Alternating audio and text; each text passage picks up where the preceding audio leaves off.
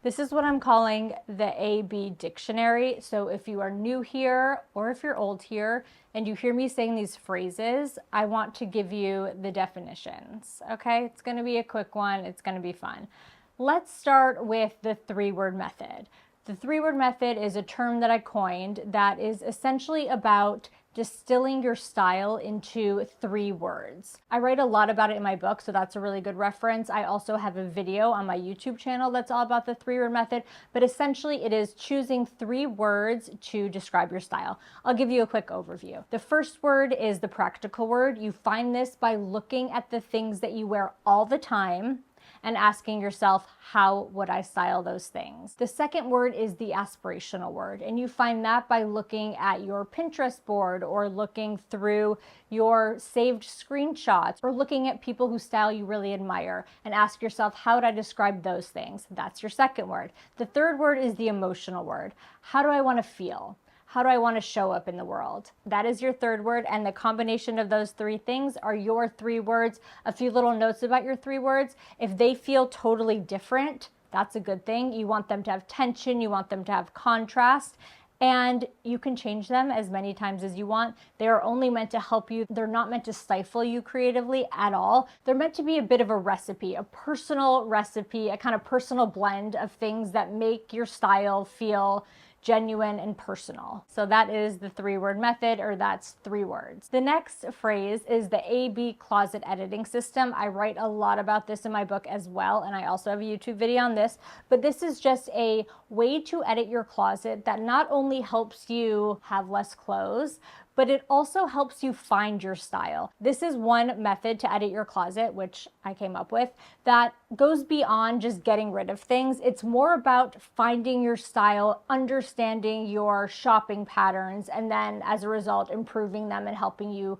arrive at your dream wardrobe. The wrong shoe theory. This is another term that I coined that essentially means choosing the less likely shoe. So for example, let's say you are wearing an all-white outfit and your instinct is, okay, I need to have a light shoe to go with this. I need to go for like a nude or a white shoe because my whole look is white. The wrong shoe theory says maybe go for a black shoe, maybe go for a colorful shoe. By not going with the first instinct, you are preventing your look from feeling basic or one note. It's bringing something else to the look. The best part about this is that it's free. You know, you can just do it with the shoes that you have, and that it's low stakes. If you hate it, you try something else, done. You know, you don't have to wear it. Now, I feel like this phrase has been co-opted a little bit by like different magazines and publications. They've made it mean to choose a wacky shoe. It doesn't have to be an ugly shoe. It doesn't have to be like a shoe that totally doesn't go. It's just not your first instinct shoe. So for example, you know, with like a summery floral dress, sometimes our first instinct shoe would be a more delicate sandal. The wrong shoe would maybe be a sneaker or a ballet flat or a Mary Jane, just something that isn't your first instinct. It doesn't have to be like something totally wild. It's more just about not it being your first instinct, okay? So that's the wrong shoe theory. And also I came up with that just by looking at people who have interesting style and by looking at screenshots that clients would send me or, you know, aspirational images. And I realized that what is so interesting about good style is about the tension. It's about something that makes it feel like it's broken up a little bit, something that's going to make it feel more personal. So the next thing is desert ant / surfer nephew. I wrote a whole Substack on this. These are these sort of personas that I made up. I found that over the summer, I was dressing in a way that really felt like somebody's like chic desert aunt. So somebody's aunt that like lived in New Mexico and made pottery and, you know, wore like abstract, interesting jewelry. She wore a lot of like natural fabrics. It's just sort of this persona that I made up. I called her Desert Aunt. I found that she was very inspirational to me this summer when I was feeling a little bit stuck in a style rut. I just kind of channeled this persona, this woman, and it kind of helped me see my clothes in a new way. And then similarly, I also made up Desert Ant counterpoint, which is surfer nephew, which is like the little bit more undone. They wear kind of longer shorts and they'll wear, you know, like beaded jewelry. Again, just another way to sort of inspire me and inspire you guys to get dressed during the summer. So that's Desert Ant and surfer nephew. The leather jacket effect. I found that many clients were telling me that they had such an easier time getting dressed in fall or winter because they could simply just like add a leather jacket. They could add a little bit of edge to their look by adding another layer. and often that layer was a leather jacket.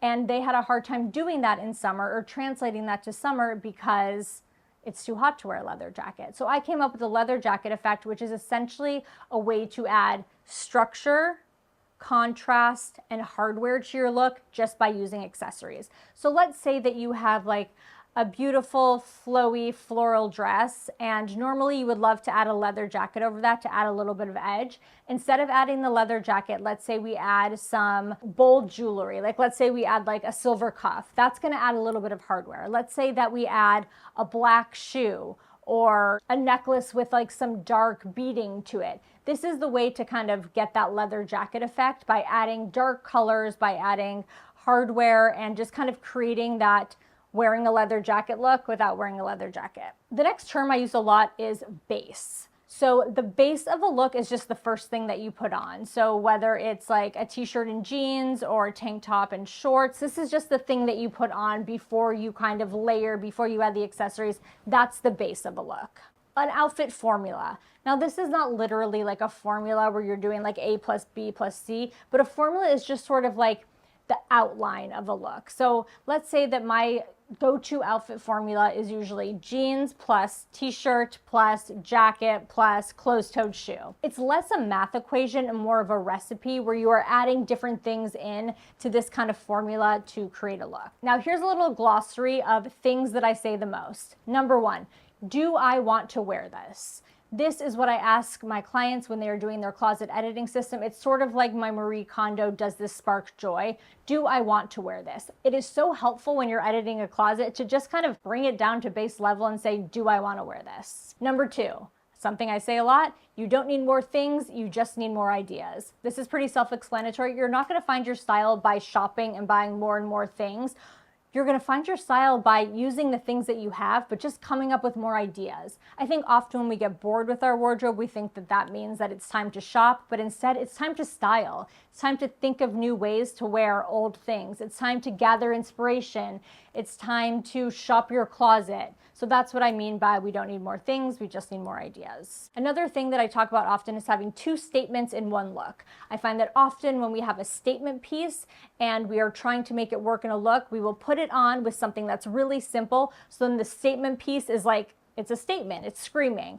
I often say to use two statement pieces in one look because it gives the eye sort of more to look at. Let's say that I'm wearing a denim shirt and white shorts, okay? And let's say that I have a really fun red bag that I want to add. Of course, I can just add the red bag to this, great. The eye is gonna really take in the red bag, right? Because that's like the one fun thing. But let's say I do a red bag and I also do a fun embellished shoe. Then the look feels a little bit holistic. Having these two statements in one look forces the eye to sort of take in the whole look instead of just being like, whoa, bag or whoa, shoe. It's kind of about like the whole look, and as a result, it feels more interesting. The other thing I say often is to mix bright colors with light tones instead of black. So if you have a, really bright color sweater and you wear it with black pants, you're only going to really see the bright sweater. It's sort of similar to the former idea. So instead I would go for a red sweater with like a chocolate brown pant or a camel pant or a white pant, something that feels like it's also playing with the bright color as opposed to just styling it with black. I know our first instinct is always to style a statement piece or bright color with black. These are things that I say to clients that just kind of help you create a look that feels a little bit more dynamic. And as a result, it actually makes the statement or the color seem just a little bit less intense. The next thing I say all the time is add a belt. Again, self-explanatory. A belt is very much slept on. You add a belt to a look, it's like adding a ribbon on the top of a gift. It's just that finishing touch. It will make a huge difference. It adds structure, it adds a little hardware with the buckle, it changes up the color. Trust me, add a belt. Similarly, the next thing I say all the time, add jewelry. Another category that I think that we sleep on often, adding jewelry will just totally change a look. It'll make a look feel more personal. So let's say you're wearing a white t-shirt and jeans. That's a white t-shirt and jeans unless you put on, some layered necklaces or like a really cool pendant. It's all about adding this jewelry that is gonna make your look feel personal and make it feel like you. I hope this was helpful in understanding my content. Let me know what other videos you wanna see. Thanks for watching.